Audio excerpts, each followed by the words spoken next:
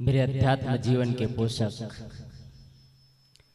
अर्चनी वन्नी संत समाज, धर्म प्रेमी सज्जनों, श्रद्धा मूर्ति माताओं, प्यारे बच्चों,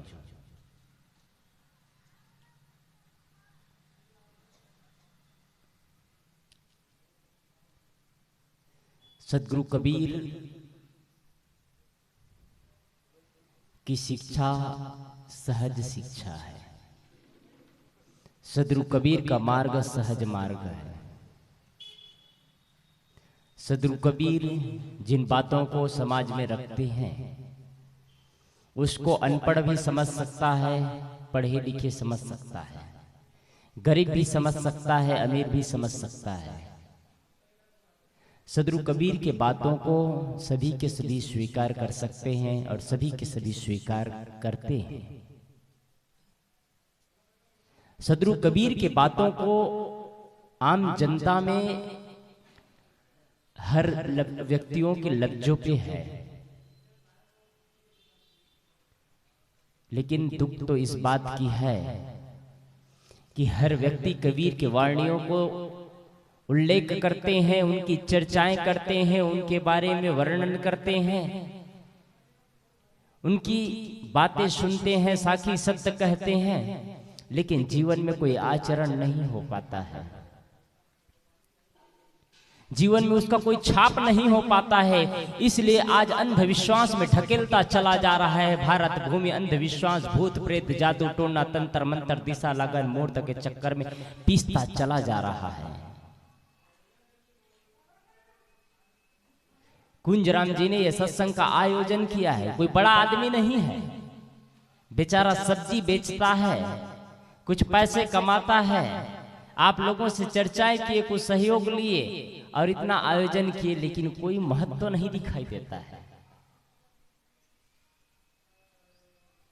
यहीं कोई नौटंकी हो जाए तो भीड़ को रोक पाना मुश्किल हो जाएगा। क्या मतलब है सत्संग से लोगों को? जिस आदमी को सत्संग के प्रति प्रेम नहीं होगा वो आदमी अपने जीवन से प्रेम नहीं कर सकता है। ये चीज महत्वपूर्ण चीज है। जो आदमी सत्संग का महत्व नहीं समझ सकता वो आदमी अपने जीवन को महत्व को नहीं समझ सकता। उनके जीवन के जीने के तरीके अच्छे नहीं हो सकते, उनके जीवन शैलियां अच्छे नहीं हो सकते। वो आदमी कभी अपने जीवन में विकास नहीं कर सकता है। हमारे भारत देश के पास विकास की हजारों पद्धति है, लेकिन ये विकास सिर्फ बाहरी विकास है, आपका विकास नहीं है। आप पदाधिकारी बनते हैं, सरपंच बनते हैं, गांव के प्रधान बनते हैं, बड़े बिल्डिंगे हैं, आपके पास नौकरी है, चाकर है, पैसा है, धन है, दौलत है, आपके पास सब कुछ है, एहसान।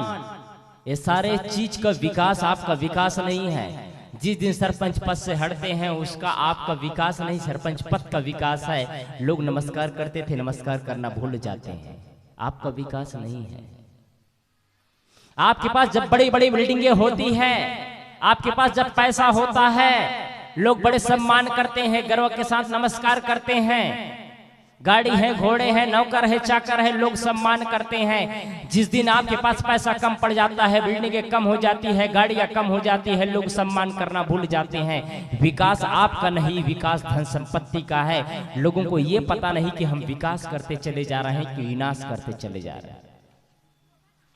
एक जीवन में बाहरी विकास की जरूरत है, लेकिन इससे कहीं ज्यादा अध्यात्म विकास की जरूरत है। और जो सदगुरु कबीर के विचारों को नहीं समझ पाए जीवन में, और आश्चर्य की बात तो तब होती है, मैं कल भी कहा था कि हम टाइटल लगाते हैं कबीर पंथ का, लेकिन जीवन में, आचरण में खोखा, जीवन में कोई परिवर्तन नहीं, जीवन में कोई परिवर्तन नहीं। अंधविश्वास में गिरते चले जा रहे हैं, अंधविश्वास में डूबते चले जा रहे हैं, दिशा और मुहूर्त के चक्कर में अपने आप को बांटते चले जा रहे हैं और अपने जीवन को भयभीत करते चले जा रहे हैं। आत्मा और परमात्मा के चक्कर में पूरा जीवन काट रहे हैं। आत्मज्ञान नहीं मिल पा रहा है। आत्मा और परमात्मा के चक्कर में पूरा जीवन खपा देते हैं, लेकिन आत्मज्ञान नहीं हो पाता है। सदगुरु कबीर साहब कहते हैं, जो तिलमा ही तेल है, जो चकमक में आग, तेरा साईं तुझ में जाग सके तो जाग। आज अवसर मिला है, आज नहीं जागे तो कब जागेंगे? यदि आज अपने अंदर चेतना जागृत नहीं हुआ तो कल के आने वाले पीढ़ी को, आने वाले बच्चों को कौन सा संस्कार दे पाएंगे, कौन सा जीवन जीने की शैली उनके अंदर झंकृत कर पाएंगे हम? आज अपने जीवन में हम परिवर्तन नहीं ला पा रहे हैं, पुराने रीति रिवाजों के हिसाब से, पुराने परंपराओं के हिसाब से जी रहे हैं और जीवन में कोई परिवर्तन नहीं हो रहा है। वही तू मैं राग द्वेष चल रहा है। हमारे जीवन में कोई आदर्श नहीं है, हमारे जीवन में कोई रौनकता नहीं है, हमारे जीवन में कोई आकर्षण नहीं है। मरे मरे उदासी जिंदगी जीते हैं। हमसे लोग नफरतें करना शुरू कर देते हैं, हमसे लोग बात नहीं करना चाहते, हमसे लोग प्रेम नहीं, सम्मान नहीं। ऐसी जिंदगी क्या जीना है? ऐसी जिंदगी से पैसा तो आप कहीं भी जाकर के कमा सकते हैं आत्मीय बंधुओं, लेकिन चरित्र कहीं भी जाकर के नहीं कमा सकते हैं। चरित्र कमाने के लिए, चरित्र की सुरक्षा करने के लिए, चरित्र को बनाने के लिए बहुत लंबे समय लगता है। चित्र तो कुछ मिनटों में बन जाता है। अब मैं वो कागज के चित्र की चर्चा नहीं कर रहा हूं, आदमी का चित्र भी बदल दिया जाता है। ब्यूटी पार्लर में जाते हैं, पुट्टी करके बदल दिया जाता है, काले को गोरे कर दिया जाता है। आज का चित्र ऐसा है, लेकिन कुछ देर बाद वही का वही जैसा का तैसा उतर जाता है रंग। लेकिन एक चरित्र को बनाने के लिए एक जीवन खप जाता है और 10 साल, 20 साल, 30 साल, 40 साल कम पड़ जाता है चरित्र को बनाने के लिए, पर भी आदमी अपने चरित्र को नहीं बनाना चाहता है। भारत सरकार के पास हजारों योजनाएं हैं, पैसा कमाने की तरकीब है। सरकार कहते हैं हम तुमको ऋण देंगे, तुम पैसा कमाओ, ये योजना शुरू करो, ये योजना शुरू करो। भारत सरकार के पास ऐसा कोई योजना नहीं है कि जीवन में आत्म कल्याण किया जा सके। ये संतों की कृपा है, ये संतों की कृपा है। बिना अहेतु की कृपा आकर के समाज में उपदेश देते हैं। यदि संतों का सानिध्य मुझे ना मिलता तो मैं इस लायक नहीं होता, ना जाने कहाँ पड़ा होता, कहीं शराब के नालियों में, कीचड़ों में, कहीं और कहीं घसीटा जाता। आज संतों का सानिध्य मिला, मुझे जीवन में एक नए चमक मिला, जीवन में एक नए आनंद और उत्साह मिला। जीवन में मुझे डर खत्म हो गया, भय खत्म हो गया, जीवन में रौनकता आ गया, आनंद आ गया। उस चीज के लिए लोग तरसते हैं। आज हमारी भारतीय परंपरा 80-85% परंपराएं पढ़ी लिखी होने के बाद भी अनपढ़ और गंवार की जिंदगी जी रहे हैं। अनपढ़ और गंवार की जिंदगी जी रहे हैं, पढ़े लिखे होने के बाद भी आबूझ माड़ की जिंदगी जी रहे हैं। जीवन में कोई बदलाव ही नहीं हो पा रहा है। पूजा पाठ के चक्कर में अपने को धोखते चले जा रहे हैं। पूजा किसकी करना चाहिए ये भी ज्ञान नहीं हो पा रहा है। सदगुरु कबीर साहब कहते हैं जो तिलमा ही तेल है, तो अंतरात्मा और परमात्मा के लिए तुम दुनिया में भटकते हो, देवी और देवता के लिए तुम दुनिया में भटकते हो। सदगुरु कबीर साहब क्या कहते हैं? जो तिलमा ही तेल है, जैसे तिल में ही तेल दिखाई देता है, जैसे तिल में ही तेल निकलता है, वैसे ही तेरा साईं तुझ में, तेरा साईं, तेरा परमात्मा तेरे ही अंदर है। जाग सके तो जाग। यदि आज अवसर मिला है, जाग सकते हो तो जाग जाओ, अवसर मिला है। जिस आदमी को अपने अंदर परमात्मा दिखाई नहीं देता, जिस आदमी को इंसान के अंदर परमात्मा दिखाई नहीं देता, इस दुनिया में ढूंढ ले लाखों नहीं करोड़ों देवी देवता के पास जाकर के सीना अपना मत्था टेकता रह जाए। इंसान में अगर इंसानियत दिखाई नहीं देगा दिया, इंसान में भगवान नजर नहीं आया, तो कहीं भगवान नहीं मिल सकता। ये बात चैलेंज है, इस बात को दिमाग में बसा लेना चाहिए। आज हर घर में पूजा बढ़ती चली जा रही है, हर घर में प्रार्थनाएं बढ़ती चली जा रही है, हर घर में पूजा पाठ बढ़ता चला जा रहा है। माँ बाप अपने बच्चों को पूजा पाठ सिखा रहे हैं, लेकिन हैरानियत की बात तो यह है कि पूजा पाठ किसकी करना चाहिए ये चीज नहीं बता पा रहे हैं। सिर्फ जड़ चीजों की पूजा पाठ करवा रहे हैं बस।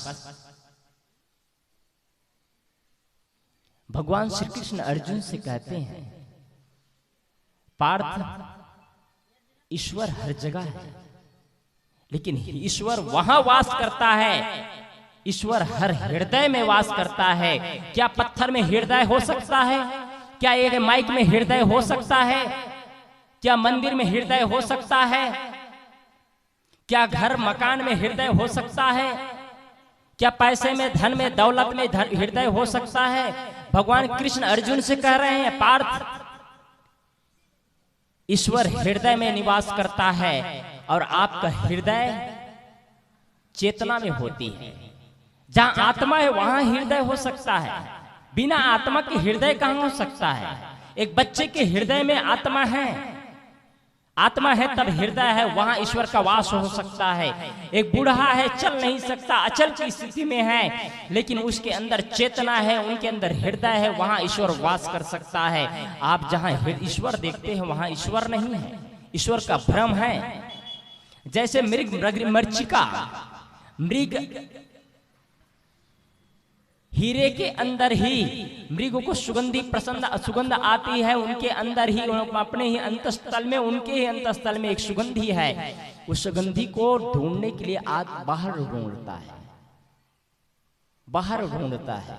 जब गर्मी के दिनों में धूप की लहरियों में पानी का छाया दिखाई देता है तो मृग दौड़ता हुआ चला जाता है, वहां जाता है तो सिर्फ निराशा नजर आती है, सिर्फ निराशा। आज मैं कहना चाहता हूं कि आदमी अंतिम में निराशा की ओर जा रहा है, बस आदमी अंतिम में शून्य की ओर जा रहा है, जहां से अंतिम में आपको कुछ भी नहीं मिलना है। सदगुरु कबीर का परमात्मा आपके अंदर है, सदगुरु कबीर का परमात्मा, जैसे गीता में कहा गया कि ईश्वर कहाँ है, ईश्वर हृदय में वास करता है, वैसे ही कबीर, सदगुरु कबीर का परमात्मा हर व्यक्ति के हृदय में वास करता है। आपको इस चीज को जानना चाहिए। और शिव कभी परमात्मा, जिस शिवरात्रि की चर्चा मैंने कल किया था, शिव कभी परमात्मा वही हृदय चेतन में निवास करता है, मूर्तियों में निवास नहीं करता है। आपकी श्रद्धा है, आपकी प्रेम है, आपकी निष्ठा है तो आप प्रेम से सम्मान करते हैं, पूजा कर लेते हैं, अच्छी बात है। लेकिन बड़ी अच्छी बात यह होगी कि चेतन आत्मा की पूजा करिए तो उससे आपको प्राण ऊर्जा मिलेगा। यदि आपकी प्राण ऊर्जा मजबूत है तो आप मजबूत निर्णय लेंगे, आपका निर्णय कभी गलत नहीं होगा। और आपकी ऊर्जा कमजोर है तो आप हमेशा गलत निर्णय लेंगे, आपका निर्णय सही नहीं हो सकता है। आत्मीय बंधुओं, अपनी ऊर्जा को इतना शक्तिशाली बनाइए कि आप कभी भी निर्णय गलत मत लें। आपका निर्णय सही होना चाहिए, उचित निर्णय होना चाहिए। हम कमजोर होते चले जा रहे हैं, हमारी बुद्धि कुंठित होते चला जा रहा है, हम विकास नहीं कर पा रहे हैं। हम बाहरी प्राणी और पदार्थों का विकास कर रहे हैं, धन द्रव्य का विकास करते चले जा रहे हैं, अध्यात्म की ऊंचाइयों को नहीं छू पा रहे हैं, क्योंकि हमको अध्यात्म का रस कहाँ मिलता है ये चीज पता नहीं है। अध्यात्म का निचोड़ कहां से मिलेगा ये चीज हमको पता नहीं है। सदगुरु कबीर की बार बार ठोकर मारते हैं, बार बार ठोकर मारते हैं। मैंने कल भी कहा था, सदगुरु कबीर साहब कहते हैं, उठत बैठत कबू न छूटे, ऐसी तारी लगी सदगुरु कबीर साहब का प्रेम, सदगुरु कबीर साहब की भक्ति, सदगुरु कबीर साहब का परमात्मा उठते बैठते कभी नहीं छूटना चाहिए, ऐसे लगाव होना चाहिए। आप कहाँ लगाव करते हैं? आपका लगाव कहाँ है? आपका प्रेम कहाँ है? आपका निष्ठा कहाँ है? आपका समर्पण कहाँ है? आपका झुकाव किधर है? और हर घर में शिकायतें होती है, हर माँ बाप की शिकायतें होती है, हर बुजुर्गों की शिकायतें होती है, हमारा बच्चा हमारा कहाँ नहीं मानते। आपने कब सिखाया है? मैं ये बातें हर जगह कहा करता हूँ। हर माँ बाप की शिकायत होती है, हमारे बच्चा हमारा कहाँ नहीं मानते। हर माँ बाप ये सिखाते हैं कि नौकरी कैसे करना है, हर माँ बाप ये सिखाते हैं पैसा कैसे कमाना है, मकान कैसे बनाना है, दुकान कैसे चलाना है, खेती कैसे करना है, गाड़ी कैसे चलाना है, मोबाइल कैसे चलाना है, जीवन को, अपने शरीर को कैसे सुंदर बनाना है, ये चीज हर माँ बाप सिखाते हैं। जीवन को कैसे सुंदर बनाते हैं ये चीज कब सिखाया आपने? कभी बैठ करके चर्चाएं हुई है आपके घर में? कभी बैठ करके आत्मचिंतन किए हैं? मैंने कल लगभग 50 मिनट तक शिव चर्चा किया था। शिवरात्रि मंगलमय रात्रि, आनंदमय रात्रि। क्या कभी शिव के बारे में जानने का प्रयास किए? बस पूजा कर ली, ये पूजा नहीं है, ये तो कर्म कांड है, इससे जीवन में बदलाव नहीं हो सकता है। यदि मैंने कल भी कहा था, यदि चित्र की पूजा करते करते चरित्र तक पहुंच जाएंगे तो आपका बदलाव हो सकता है। आपने तो सिर्फ बाहरी पूजा कर लिया, बाहरी पूजा से आपका विकास नहीं होगा। बाहरी पूजा से कुछ देर के लिए मन में शांति मिल जाती है। एक आदमी बैठ करके ताश खेलता है, एक आदमी मंदिर में जाकर के पूजा करता है, ताश खेलने का वह मन ताश में भटकता है, लेकिन मंदिर में जाकर के पूजा करता है, उनका मन कुछ देर के लिए कम से कम शांति तो मिलती है। एक मार्ग है, ये भी एक सीढ़ी है। मैंने कल उदाहरण दिया था, जब सीढ़ी में चढ़ते हैं, स्टेप बाय स्टेप चलते चले जाते हैं। प्रथम सीढ़ी में चलते हैं, जब प्रथम क्लास के बच्चे को चित्र के सहित उनके अक्षर का ज्ञान होता है, वैसे ही जब हम परमात्मा को जानना चाहते हैं, आत्मज्ञान प्राप्त करना चाहते हैं, तो पहले हमको जरूरत होती है, किसी चित्र की जरूरत पड़ती है, किसी गुरु की, किसी मूर्ति की, किसी भगवान की, किसी इष्ट की, किसी देवता की चित्र की पूजा होती है। लेकिन उनके चित्र की पूजा करते करते आत्म चरित्र तक पहुंचना चाहिए, चरित्र तक पहुंचना चाहिए। मैंने कहा कि हर माँ बाप की शिकायतें होती है, बच्चे हमारा कहा नहीं मानते हैं। आपने कब सिखाया इन सारी चीजों को? आपके पास समय ही नहीं है। कुछ समय मिलता है उसको आप पूजा और पाठ में लगा देते हैं, ये भी जरूरी है। लेकिन मैं ये चीज कहना चाहता हूं बार बार, उससे कहीं ज्यादा पूजा की जरूरत माँ बाप को है, उससे कहीं ज्यादा पूजा की जरूरत बच्चों को है। आप बच्चों को कितना पूजा कर पाते हैं? पूजा का मतलब ये नहीं कि आप आरती का थाल ले ले, अगरबत्ती प्रज्वलित कर ले, इतना ही पूजा नहीं है। भगवान कृष्ण अर्जुन से कहते हैं, पार्थ पूजा वो नहीं है जब हम एक दीप प्रज्वलित कर लेते हैं, आरती का थाल ले लेते हैं, अगरबत्ती जला लेते हैं, हवन कुंड में बैठ जाते हैं, इतना ही पूजा नहीं है। पार्थ पूजा वो है जब हम किसी की घटनाओं को देखते हैं और द्रवित हो उठते हैं, उनके घटनाओं में सहायक बन जाते हैं, ये पूजा है। क्या ये पूजा कर पाते हैं? माँ बाप के साथ जीवन जीते हैं, माँ बाप के जीवन में सहायक बन पाते हैं, उनके जीवन के व्यापार, उनके जीवन जीने में कोई कठिनाइयां ना हो, कोई तकलीफें ना हो, उनको कोई समस्याएं ना हो, उनके लिए सहभागी बन पाते हैं। यदि बन पाते हैं तो वास्तव में ये पूजा है। आप कौन सी पूजा करते हैं? ये भी पूजा जरूरत है। आने वाले पीढ़ी को सिखाने के लिए पूजा की जरूरत है कि आने वाली पीढ़ी समझे कि इंसानियत क्या चीज है, पूजा क्या चीज है, अध्यात्म क्या चीज है, अध्यात्म से लगाव कैसे होना चाहिए, अध्यात्म के प्रति जुड़ाव कैसे होना चाहिए, बच्चे जान सके, इसलिए पूजा की जरूरत होती है। आज लोगों को अपने जीवन के महत्व को समझ में नहीं आ पा रहा है, लोग अपने जीवन के महत्व को जान नहीं पा रहे हैं। सत्संग एक शीतल फव्वारा है, सत्संग के प्रति यदि प्रेम नहीं होगा तो जीवन में विकास नहीं कर सकते। ये तपते मन को शांत करने का तरीका है सत्संग, जलते मन को शांत करने का तरीका है सत्संग।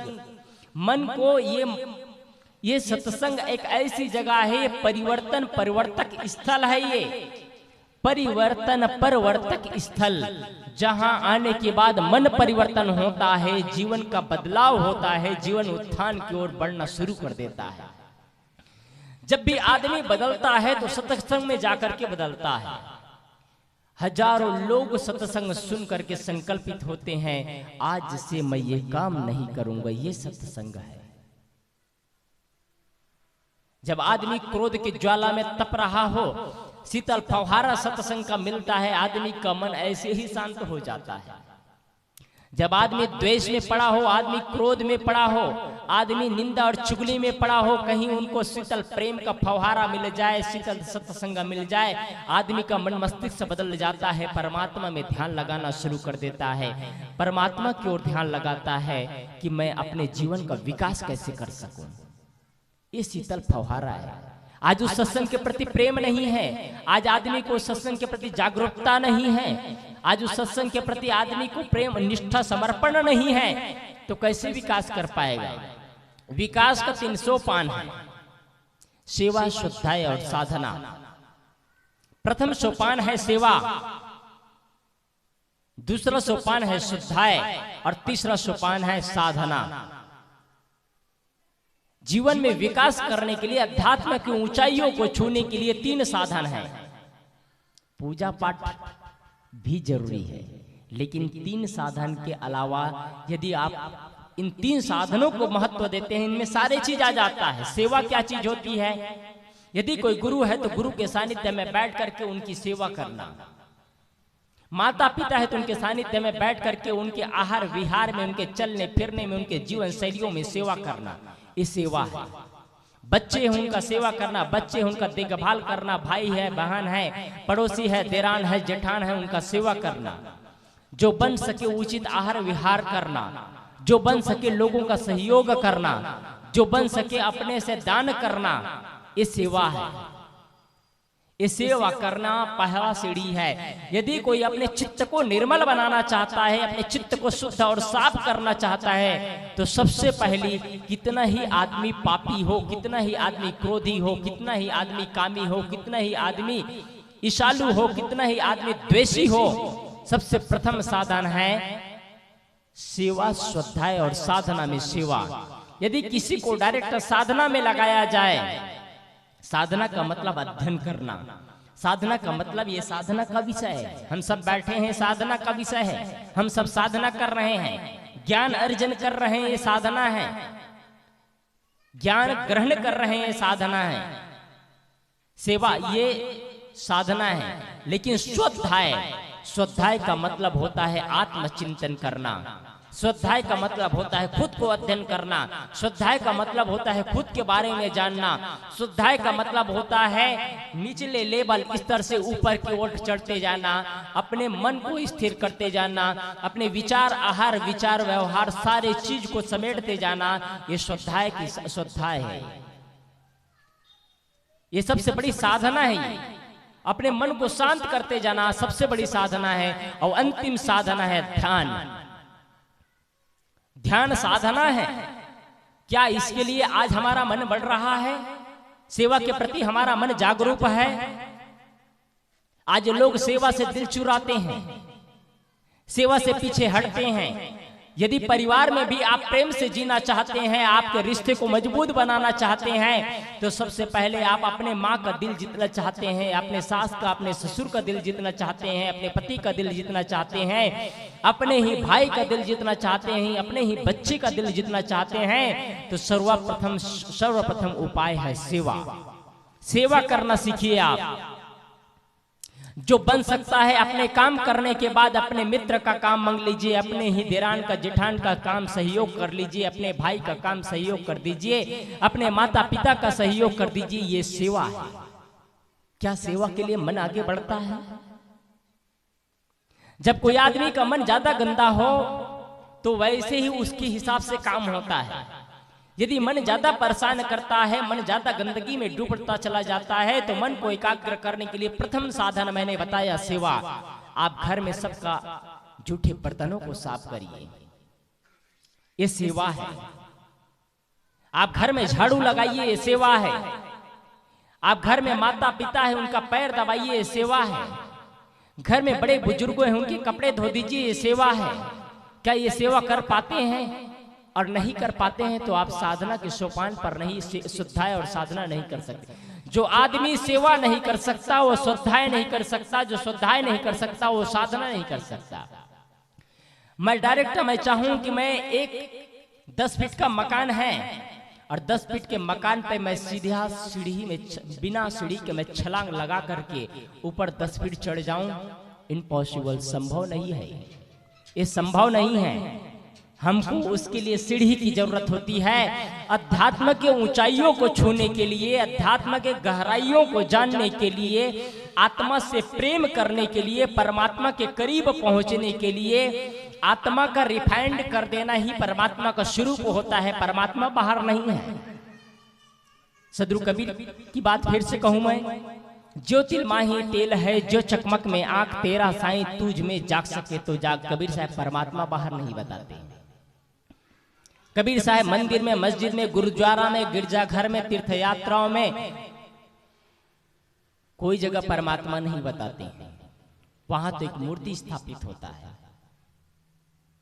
लोग मानते हैं कि हम परमात्मा की पूजा करते हैं, लेकिन झूठ बात, परमात्मा की पूजा कौन करता है? सब नकली पूजा में लगे हैं। परमात्मा की पूजा कहते हैं और सब नकली पूजा करते हैं। जिसको हम बनाते हैं वो तो नकली होगा ना, और जिसको परमात्मा ने भेजा है वही तो असली हो सकता है। ये जितने मूर्तियां दिख रहे हैं, जितने मंदिर मस्जिद बना है, जितना गिरजाघर गुरुद्वारा बना है, जितने जगहें पूजा चल रही है, इसका निर्माण करता कौन है? हमने निर्माण किया है। हमने उनका हाथ पैर 2 बनाना चाहता 2, 4 बनाना था 4, 8 बनाना चाहे तो 8। हमारी श्रद्धा है तब प्रेम करते हैं, हमारी श्रद्धा है तब पूजा करते हैं, हमारी श्रद्धा है तो दूध डालते हैं, हमारी श्रद्धा है तो घी डालते हैं। ये हमारा बनाया हुआ परमात्मा है। परमात्मा ने नहीं बनाया है इसको, हमने बनाया है उसको। परमात्मा ने किसको बनाया है? इधर देवी बैठे हैं उसको परमात्मा ने बनाया, इधर देवता बैठे हैं उसको परमात्मा ने बनाया। क्या इंसान ने बनाया है इसको? माता पिता तो सिर्फ एक साधारण कारण है। माता पिता के गर्भ से बच्चा जन्म लेता है, माता पिता एक साधारण कारण है। मुख्य कारण तो हम आत्मा और परमात्मा का संयोग है। यदि हमारा कर्म अच्छा नहीं होता तो हम मनुष्य जन्म नहीं लेते, न जाने 44 लाख योनियों में भटकते रहते। हमने कर्म अच्छा किया इसलिए आज मनुष्य का स्थान पाया, मनुष्य जन्म लिए और आज सुंदर जीवन का निर्माण कर रहे हैं, सुंदर ज्ञान चर्चा कर रहे हैं। बहुत से लोग हैं जो मनुष्य का तो जन्म ले लिया है लेकिन कुत्ते की तरह जीवन जी रहा है। कहीं लौट रहा है, कहीं पोट रहा है, कहीं सूंघ रहा है, शराब का बोतल लगा लिया है, कुत्ते की तरह कहीं भी सोते चला जाता है। इंसान है क्या वो? जिसके अंदर इंसानियत ही नहीं है, कैसा इंसान है? जिनको ये पता नहीं है कि क्या खाना चाहिए क्या नहीं खाना चाहिए। जानवर, मैं कहा करता हूं इंसान ऐसा है कि उसके बारे में क्या कहेंगे आप ही जानिए। लेकिन जानवर प्रकृति के नियमों से बंधा होता है। गाय मर जाएगी लेकिन घास नहीं खाएगी, और शेर मर जाएगा लेकिन गाय मर जाएगी लेकिन मांस नहीं खाएगी, लेकिन शेर मर जाएगा लेकिन घास नहीं खाएगा। इंसान क्या है? इसको क्या कहेंगे आप? इसको किसमें गिनती देंगे? मैं नहीं जानता इसको, आप ही लोग गिनती दीजिए, क्या कहेंगे आप? अपने आप को सनातनी भी कहते हैं और बड़ी चर्चा है। आज मैंने कल भी कहा था, पूरे भारत में जितनी शिव की पूजा होती है सिर्फ पूजा होती है, शिव का अर्थ नहीं जान पाए। यदि आज शिव का अर्थ जानते तो हमारे भारत देश में शराब की भट्टियां बंद हो जाती। आपके मैंने कल भी कहा था कि आपके भारत के छत्तीसगढ़ में जितनी शराब बिक्री होती है पूरे भारत में कहीं बिक्री नहीं होती इतनी शराब की। आज कोने कोने में शिव मंदिर बनाया जा रहा है, घर घर में शिव मंदिर बनाया जा रहा है, माँ बाप को किनारे किया जा रहा है। आत्मीय बंधुओं बहनों से निवेदन करना चाहूंगा, आपका शिव भोले आपका पति ही हो सकता है। आपका शिव भोले उससे पति से बढ़कर के कुछ भी नहीं हो सकता है। इसको समझना चाहिए। शिव को सिर्फ पूजा करते हैं और शिवरात्रि का अर्थ नहीं जान पाते हैं। हजारों लोग लाखों लोग पूजा करते हैं। भूतेश्वर मंदिर में चले जाइए, सिर्फ पूजा कर रहे हैं, जीवन में कोई परिवर्तन नहीं। पति शराब पी रहा है उसको मना नहीं कर पा रहे हैं, बच्चे गुटखा तंबाकू में व्यस्त है उसको मना नहीं कर पा रहे हैं। शिव भोले तो जहर को पी लिए थे। ये दुनिया के तमाम जहर उगले जा रहे हैं उसको हजम कर गए थे शिव भोले। लेकिन लोग क्या कर नकल करते हैं, शिव भोले के हम उपासक है। जब शिव भोले गांजा का दम लगाते थे तो हम भी तो गांजा का दम लगा सकते हैं। भगवान का नकल कर रहे हैं। शिव भोले कभी गांजा का दम नहीं लगाया है, पंडितों का पासा है, फेंका हुआ पासा।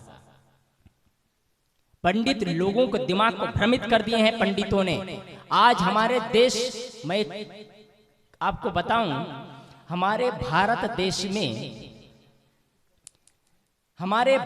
देश में 5000 लोग ऐसे हैं, 5 लाख लोगों में 5000 लोग ऐसे पैदा होते हैं जो आदमी के अंदर डर कैसे भरा जाए, आदमी को कैसा भयभीत किया जाए, ये तांत्रिक विद्या खोजते हैं।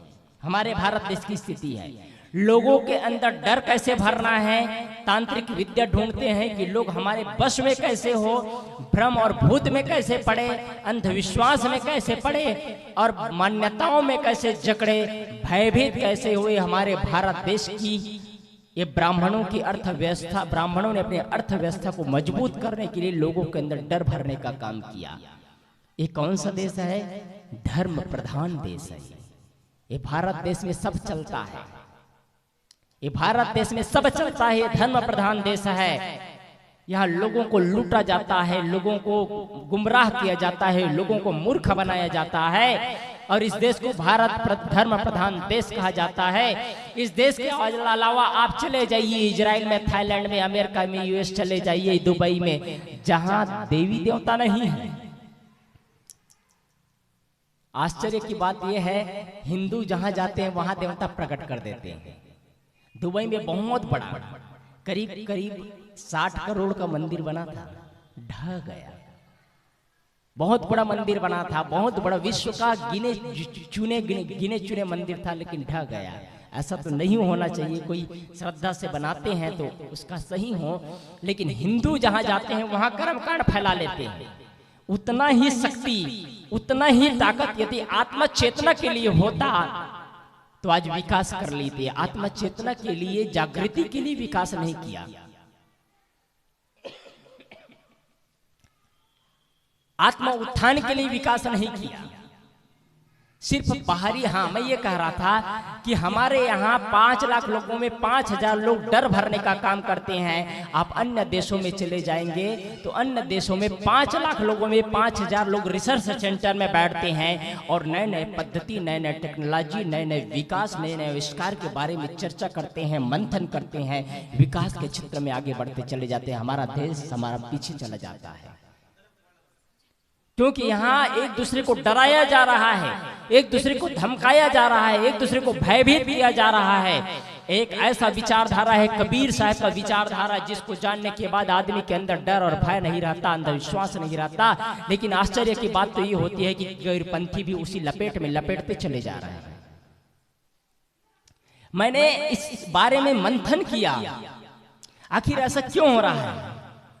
मैंने कल भी कहा था कि भारत के कोने कोने में जाता हूं, इस बारे में लोगों से चर्चा करता हूं, तो अंतिम में निचोड़ ये आता है, कबीर पंथ एक ऐसा पंथ है, कबीर साहब का विचारधारा एक ऐसा विचारधारा है जहां सिर्फ ब्रेक लगाया जाता है। ब्रेक, तुम वो मत करो, गुटखा मत खाओ, बीड़ी मत पियो, सिगरेट मत पियो, तंबाकू मत खाओ, बीड़ी मत पियो, सिगरेट शराब मत पियो, चरस मत पियो, अंडा मांस मछली मत खाओ।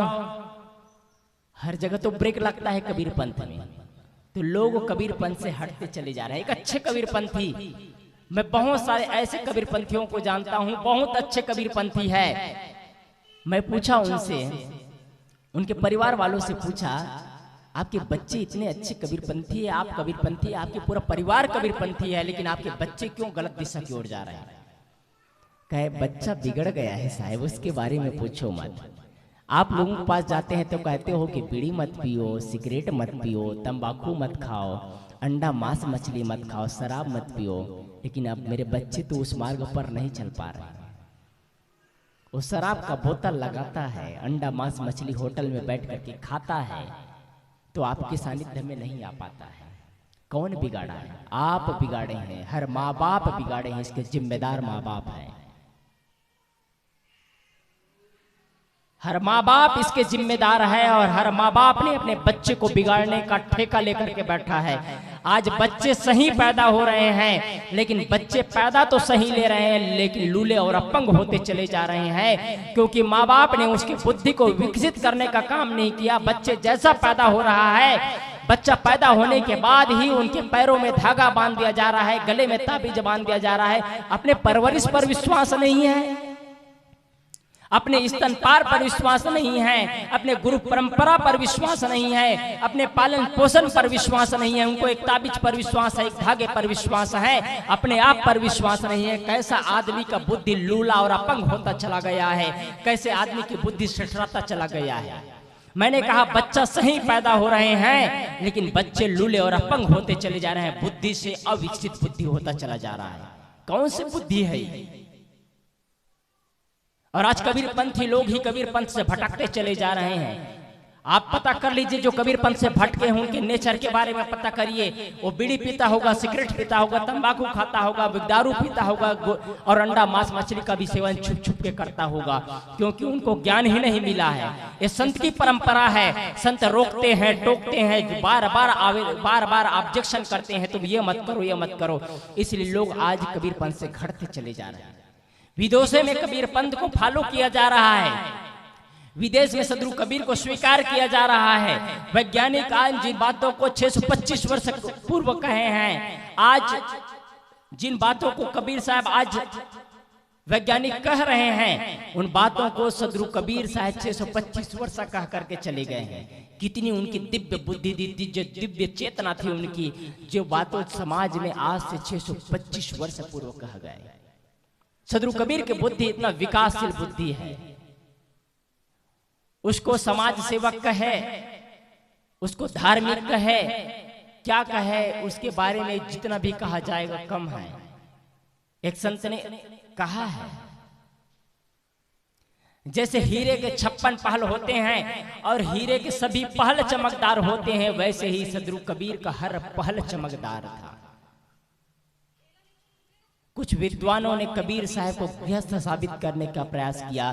कोई कबीर पंथी, कोई भी कबीर पंथ, कबीर पंथ में कई धाराएं हैं, कबीर पंथ में कई परंपराएं हैं, लेकिन कोई कबीर पंथी सदगुरु कबीर को गृहस्थ नहीं मानते हैं।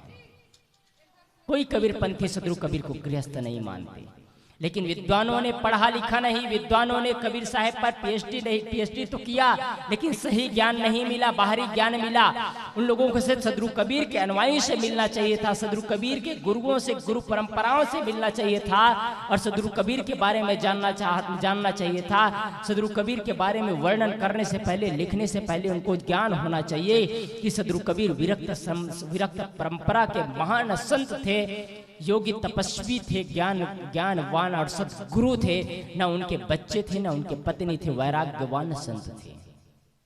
उनके बारे में जानने से पहले लिखना नहीं चाहिए। ये बात मुझे इसलिए कहना पड़ता है कि कबीर पंथी होकर के आदमी गलत दिशा में चलते चले जा रहे हैं। वो हर व्यक्ति कबीर पंथ को स्वीकार करता है जिसके जीवन में मान्यताएं नहीं हैं, जिसके जीवन में छल नहीं है, जिसके जीवन में कपट नहीं है, जिसके जीवन में भय नहीं है, जिनके जीवन में द्वेष नहीं है, जिनके जीवन में डर और भय सताता नहीं है, जो बादशाह होकर के जीवन जीता है, कहीं भी जाता है बादशाह होकर के जीवन जीता है, किसी से भी मिलता है तो अपना प्रेम दिखा करके मिलता है, किसी के साथ छल और कपट भरे बुद्धि से नहीं मिलता है। वो आदमी सदगुरु कबीर को जानता हो या न जानता हो, हर व्यक्ति कबीर साहब को स्वीकार करता है, हर व्यक्ति कबीर साहब को स्वीकार करता है। और आज कबीर पंथ के बारे में जानने के बाद, कबीर साहब के विचारों को जानने के बाद, कबीर साहब के विचारों से दूर हटता चला जा रहा है। उसके जैसा अछूता आदमी कौन हो सकता है, जो अपने ही जीवन को एक गंदे नाली में ढकेलता चला जा रहा है, अपने ही जीवन को गंदगी में, कीचड़ में ढकेलता चला जा रहा है। कैसा विश्वास है आदमी की, कैसी आस्था है। मैंने अपने बात शुरू किया था,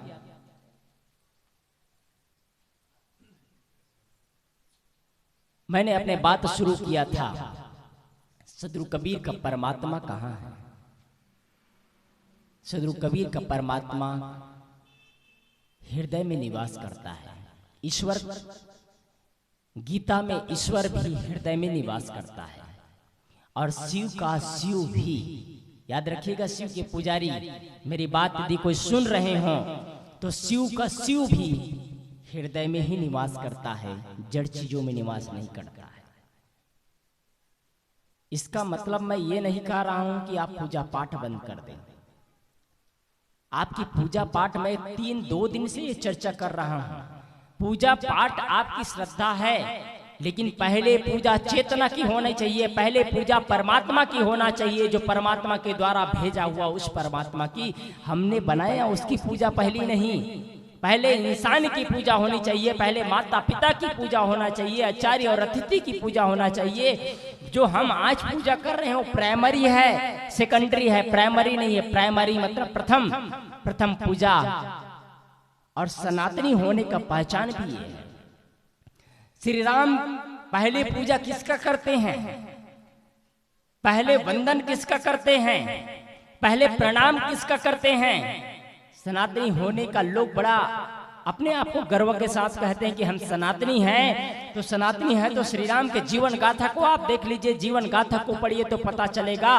श्री राम पहले माता पिता के चरणों में झुकते हैं और गुरु का सम्मान करते हैं, अतिथि का सम्मान करते हैं। जब श्री राम के पास विषम परिस्थितियां आती है, उनको राज तिलक होना था लेकिन 14 साल का वनवास होता है, तो 14 साल के वनवास होने के पास किसी बैगा और ओझा के पास नहीं जाता है भगवान राम, किसी पंडित और पुजारी के पास नहीं जाता, जहां तक के गुरु के पास भी नहीं जाता, सिर्फ गुरु से आशीर्वाद लेने जाता है। माता पिता का आज्ञा का पालन करके वनवास चले जाते हैं 14 साल के लिए। आज किसी को 1 घंटा के लिए घर से निकाला जाए तो घर में तांडव मचा देंगे, तोड़फोड़ शुरू कर देंगे। अपने माँ बाप का कौन मानता है आज? क्योंकि आदमी सनातनी होने का ढोंग बस कर रहे हैं, सनातनी नहीं हो पा रहे हैं। धार्मिक होने का लेबल बस लगा रहे हैं, धार्मिक नहीं हो पा रहे हैं। पुजारी बन रहे हैं लेकिन पूजा और उपासना का उद्देश्य नहीं जान पा रहे हैं। इससे जीवन में परिवर्तन नहीं होगा। आत्मीय बंधुओं, तेरा साईं तुझ में जाग सके तो जाग, आज अवसर मिला है। आप सबको जागना चाहिए और सुंदर जीवन का निर्माण करना चाहिए। आज अवसर मिला है, हम अपने जीवन में नए प्राण ऊर्जा को संचरित करें। एकांत में बैठे 24 घंटा में से 10 मिनट, 15 मिनट, आधा घंटा एकांत में बैठे, एकांत में बैठ करके आत्मचिंतन करें। मैंने अध्यात्म जीवन के उत्थान के 3 सोपान बताया। सेवा, दूसरा है स्वाध्याय। स्वाध्याय मतलब अध्ययन करना, पुस्तकों से ज्ञान अर्जन करना। ये अध्ययन का विषय है। हम सारे बैठे हैं, अध्ययन कर रहे हैं, ज्ञान अर्जन कर रहे हैं। पुस्तकों को पढ़े, मोबाइल में, चित्र में, व्हाट्सएप और फेसबुक में ही समय शक्ति को बर्बाद मत करें। आज हमारे भारत देश में इतनी सुविधाएं हैं, वैज्ञानिकों का इतना देन है, इसके द्वारा हम अपना प्रचार प्रसार बढ़ा सकते हैं, इसके द्वारा सुविधाओं को हम लाभ ले सकते हैं, लेकिन उसी में डूबे रहते हैं, उसी में डूबे रहते हैं। अपने बच्चों के लिए समय नहीं है, माँ बाप के लिए समय नहीं है, अपने पति के लिए समय नहीं है, पत्नी के लिए समय नहीं है, व्हाट्सएप और फेसबुक के लिए समय है। बस जीवन इसी में बहता चला जा रहा है। इसलिए आप इन चीजों को महत्व न दें, अपने जीवन को महत्व दें और अकेले में बैठ करके आत्मचिंतन करें, स्वाध्याय करें। और अंतिम रात्रि के समय या सुबह बिस्तर से उठने के बाद 5 मिनट 10 मिनट बैठ जाइए संकल्प भाव से। जैसे ही आपकी नींद खुलती है, नींद खुलने के बाद में आप बैठे और बैठ करके आत्मचिंतन करें। आज मैं क्रोध नहीं करूंगा, आज मैं क्रोध नहीं करूंगी, आज मैं किसी के साथ तेज आवाज में बातें नहीं करूंगा, आज मैं किसी के साथ तेज आवाज में बातें नहीं करूंगी। जैसे ही आप जमीन में पैर रखते हैं, सबको धन्यवाद दीजिए, प्रकृति को धन्यवाद दीजिए। मैं सही सलामत रात्रि में सोया, लेकिन सही सलामत आज मैं फिर से वापस आ गया हूँ। माँ बाप को धन्यवाद दीजिए, बच्चों को धन्यवाद दीजिए, प्रकृति सूर्य मंडल को धन्यवाद दीजिए, सबका आह्वान करिए और जमीन में पैर रखते ही जमीन को प्रणाम करते हुए आप भाव से विभोर होकर के कि अब मुझे अपने जीवन को गंवाना नहीं है, अब मुझे अपने जीवन को तबाह नहीं करना है, अब मुझे अपने जीवन को ऊपर की ओर उठाना है, विकास की ओर ले जाना है, अध्यात्म के अर्थों को समझना है, अपनी चेतनाओं को जागृत करना है, अपनी चेतनाओं को झंकृत करना है और आत्मोत्थान परमात्मा का स्वरूप बन जाना है। यही जीवन का अंतिम उद्देश्य है। बस इतना ही कहकर अपने वाणी को मैं विराम देता हूँ। साहे बंदगी, साहे बंदगी, साहे बंदगी।